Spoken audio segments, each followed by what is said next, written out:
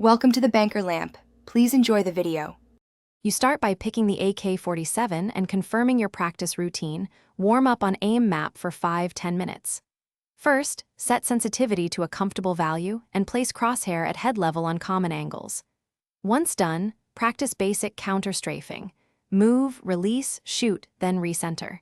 Make short bursts to see recoil direction. Learn the initial 2-shot headshot timing. This foundation speeds progress and makes the next steps much more reliable when engaging enemies in actual matches. You now refine how and when to spray. At long range, tap the first 2 bullets for a headshot, then pause to reset.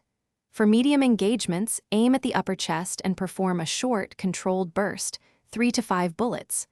Once you fire continuous spray, drag your mouse down and slightly left then right, following the AK's pattern. This counters recoil. Practice those patterns on a 128-tick server, so your muscle memory matches real match behavior and gives you predictable hit placement.